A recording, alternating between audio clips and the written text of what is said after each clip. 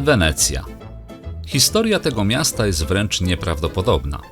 Jakieś 1500 lat temu grupa ludzi zamieszkujących okoliczne tereny postanowiła osiedlić się na trudno dostępnej, podmokłej lagunie. W skrócie, po prostu wybudować w pełni funkcjonalne miasto na wodzie, nie mając dostępu do nowoczesnego transportu, dźwigów czy chociażby elektronarzędzi. Powiem wam szczerze, że gdybym żył w tamtych czasach, to chyba byłbym, co do tego pomysłu, w totalnej opozycji. W żadnym wypadku. A komu to potrzebne? Komu to potrzebne? Właśnie. A dlaczego? Dlaczego? Ale udało się. Powstało nie tylko wielkie, ale i bardzo piękne miasto, które dość szybko okrzyknięto jednym z cudów świata.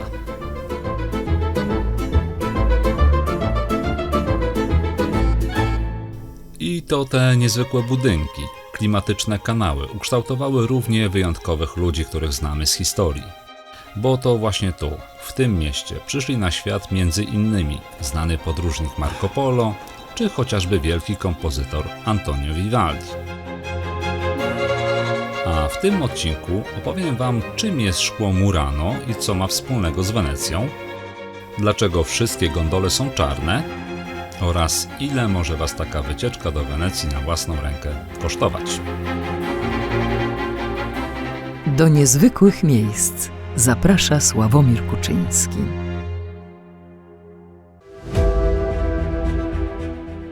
Historia Wenecji zaczyna się nie od planu, ale od strachu. Po upadku Rzymu nasiliły się najazdy barbarzyńców, które zmuszały okolicznych mieszkańców do ucieczki z miast położonych w głębi lądu. Laguna, którą nie da się podbić przez oblężenie, nie ma tu dróg, a mosty są wąskimi gardłami łatwymi do obrony, była genialnym rozwiązaniem.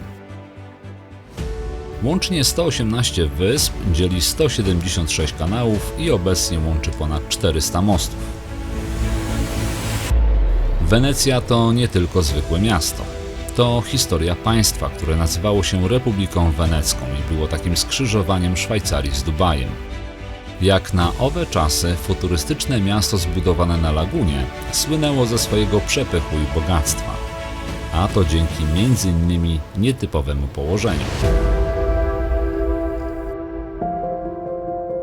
To tu przybywały statki handlowe, to tu dokonywano największych transakcji z tym związanych, a bogaci kupcy bardzo chętnie kupowali i budowali tu domy.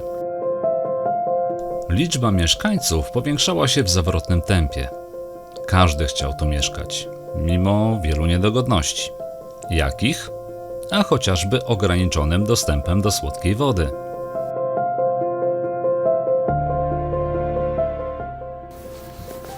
Słuchajcie, bardzo ważne pytanie to skąd Wenecjanie brali słodką wodę? Przecież wybudowali miasto na otoczonej słoną wodą lagunie. Odpowiedź jest prosta. Korzystali z wody deszczowej.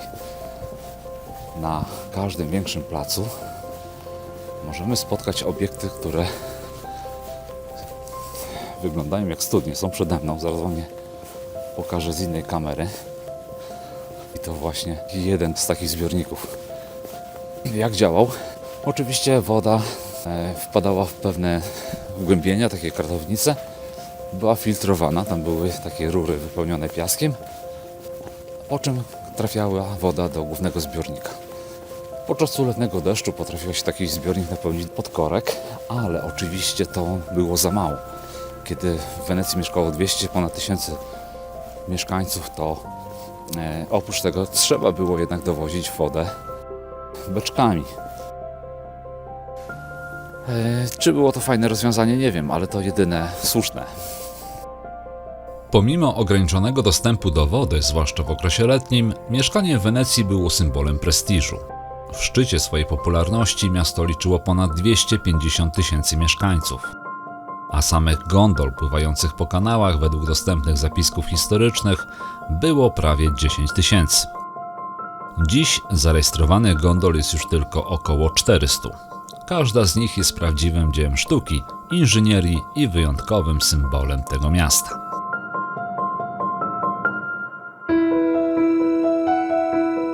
Gondole budowane są ręcznie i do ich budowy wykorzystuje się 8 różnych rodzajów drewna. Długość każdej gondoli wynosi w przybliżeniu 11 metrów. Patrząc na gondolę z góry, łatwo dostrzec, że jest asymetryczna. Lewa burta jest szersza o około 24 cm niż prawa. Dlaczego? Dzięki temu łódź jest stale pochylona na prawą burtę, co równoważy ciężar stojącego na niej gondoliera i pozwala mu płynąć prosto, wiosłując tylko z jednej strony. W przeciwnym wypadku gondola pływałaby po prostu w kółko. Metalowy grzebień z przodu zwany ferro ma 6 zębów. Symbolizują 6 dzielnic Wenecji. A dlaczego wszystkie gondole są czarne? Od XVII wieku obowiązuje taki właśnie miejski nakaz. Powód: ograniczenie przepychu i rywalizacji bogaczy, którzy przyozdabiali gondole jak choinki, w wyniku czego traciły one swoje podstawowe właściwości, jak chociażby utrzymywanie się na wodzie. Obecnie drobne wyjątki, złocenia detale są możliwe tylko za zgodą władz. Gondola nie jest łodzią romantyczną z natury. To był codzienny środek transportu, odpowiednik dzisiejszej taksówki. Romantyzm to późniejszy turystyczny efekt uboczny.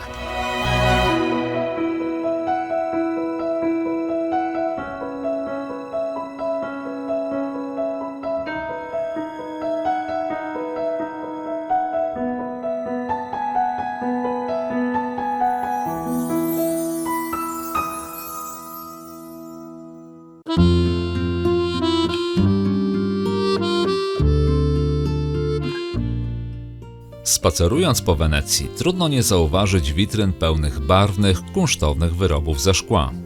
To nie są pamiątki z taśmy, tylko efekt wielowiekowej tradycji, której centrum stanowi wyspa Murano i stąd nazwa tych wyrobów.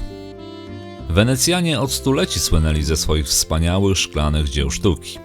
Zakłady hutnicze znajdowały się w różnych częściach miasta, ale w 1291 roku wszystkie huty szkła przeniesiono na jedną wyspę. Powód był oczywisty: zagrożenie pożarowe. Wenecja jest miastem tzw. ciasnej zabudowy.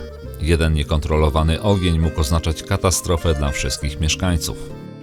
I tak Murano od XIII wieku jest sercem weneckiego hutnictwa szkła i symbolem wyrobów wysokiej jakości, co oczywiście przekłada się na cenę. Taka łódź ze szkła weneckiego, mniej więcej zobaczcie jaka jest duża, 30 000 złotych. Ale jak to wygląda, niesamowite. It's made here. Yeah? Everything is made on Murano iron. Piękne.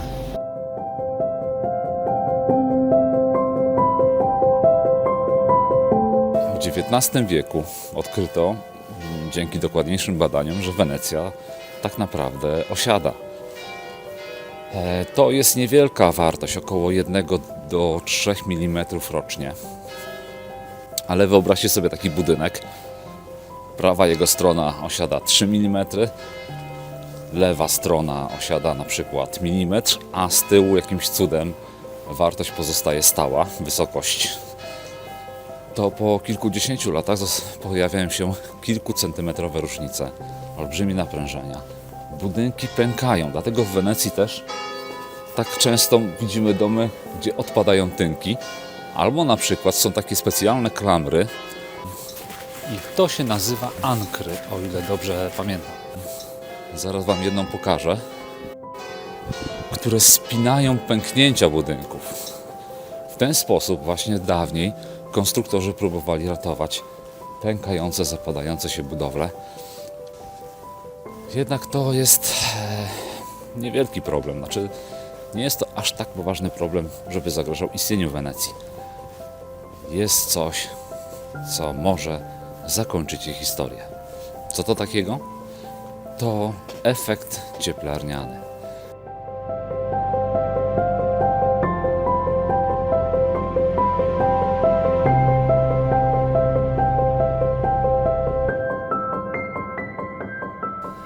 Żeby lepiej zrozumieć obecną sytuację, spójrzmy na historię Wenecji. To bardzo, naprawdę bardzo stare miasto. W 2021 roku Wenecjanie świętowali równe 1600 lat swojego istnienia. Oznacza to, że kiedy Mieszko I jednoczył plemiona polskie i przyjmował chrzest w 966 roku naszej ery, Wenecja istniała już od ponad 5 stuleci i była ważnym ośrodkiem handlowym. Oczywiście miasto na początku wyglądało zupełnie inaczej. Składało się głównie z drewnianych konstrukcji, które niestety nie przetrwały do naszych czasów. Budynki i mosty, które podziwiamy obecnie, powstały w okresie największego rozkwitu, czyli między XIV a XVII wiekiem naszej ery. Dziś Wenecja zbliża się powoli do schyłku swojej świetności. Liczba stałych mieszkańców od lat spada i obecnie wynosi około 50 000 osób. Życie w Wenecji jest coraz trudniejsze. I to nie tylko za sprawą turystów, których pełno wszędzie przez cały rok. Problem jest bardziej złożony. Wenecja powoli tonie. I to dosłownie.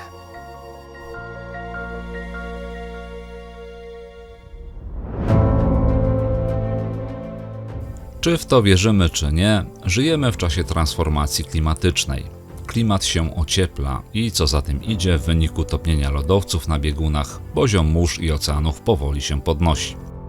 W krótkim uproszczeniu rzecz ujmując oczywiście, bo problem jest zdecydowanie bardziej złożony. Najbardziej odczuwają to właśnie takie miasta jak Wenecja. Spójrzmy na twarde fakty. Między rokiem 1850 a 1950 odnotowano w Wenecji około 8 poważniejszych powodzi. Między rokiem 2000 a 2009 było ich już ponad 50, a między rokiem 2009 a 2019 ponad 90.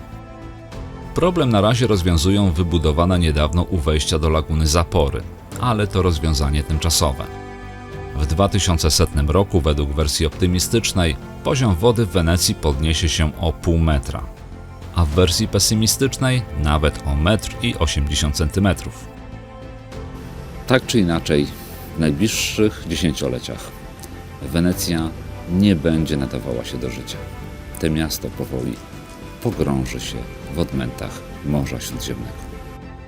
Budynki, których fundamenty już teraz od poziomu morza dzielą centymetry, nie będą w stanie przetrwać nadchodzących zmian. Krótko mówiąc, przyszłość Wenecji nie rysuje się w kolorowych barwach. Wcześniej czy później najcenniejsze budynki zapewne zostaną rozebrane i przeniesione w głąb lądu, a pozostała część miasta zanurzy się w głębinach Morza Śródziemnego. Wenecja to naprawdę niezwykłe miejsce, które przez stulecia zadziwiało świat. Ale jak śpiewała kiedyś Anna Jantar, nic nie może przecież wiecznie trwać.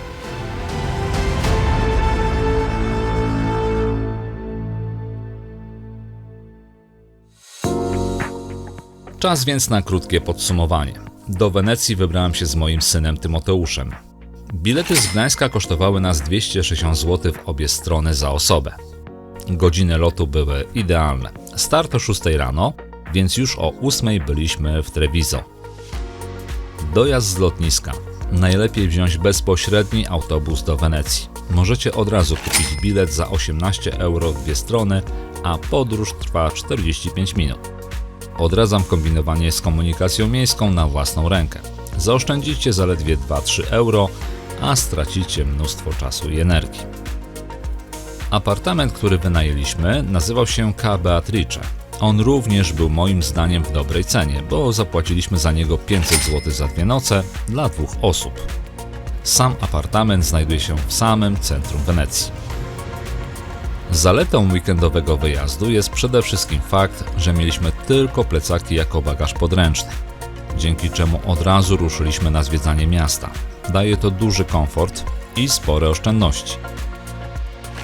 Drobne wydatki na miejscu nie są wbrew pozorom takie duże, przynajmniej przy obecnych zarobkach w Polsce. I tak 2 kawałki pizzy plus jakieś napoje gazowane to wydatek rzędu 13 €. Lampka dobrego wina w restauracji przy placu Świętego Marka 6 €. Polecam przynajmniej raz spróbować drinka Spritz Veneziano, czyli lokalną wersję Aperol Spritz. Koszt to około 5-6 €.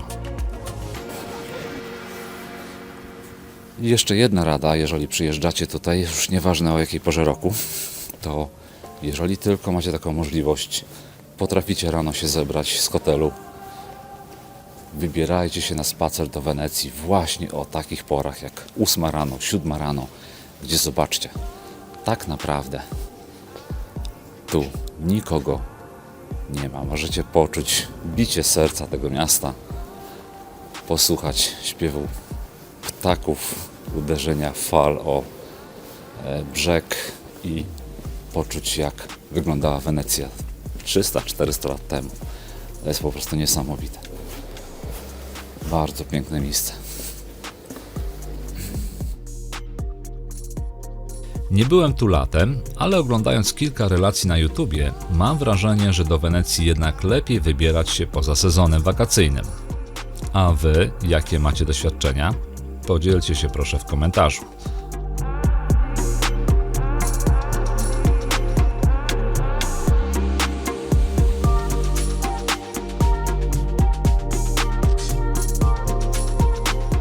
Polecam wynajmowanie apartamentów w samej Wenecji, ponieważ jak już wspomniałem przed chwilą, przyjemnie jest wyjść z samego rana i spacerować po pustych ulicach. Ale jest jeszcze jedna istotna zaleta tego rozwiązania. Prawda jest taka, że chodzenie wąskimi uliczkami i wspinanie się na łukowe mosty jest dość wyczerpujące. Z bazą wypadową na miejscu, po porannym spacerze po prostu możecie wrócić do hotelu czy apartamentu, odpocząć, wziąć sobie prysznic, przebrać się i wrócić z powrotem na miasto.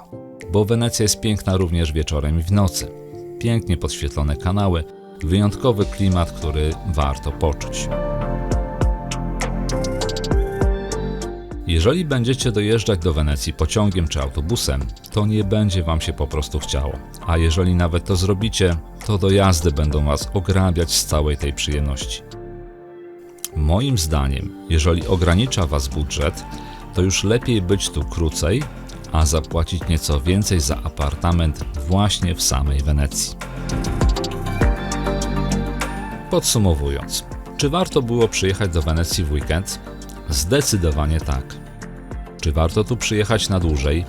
Raczej nie. 3 dni moim zdaniem to maks. Czy tam jeszcze wrócę? Zdecydowanie nie.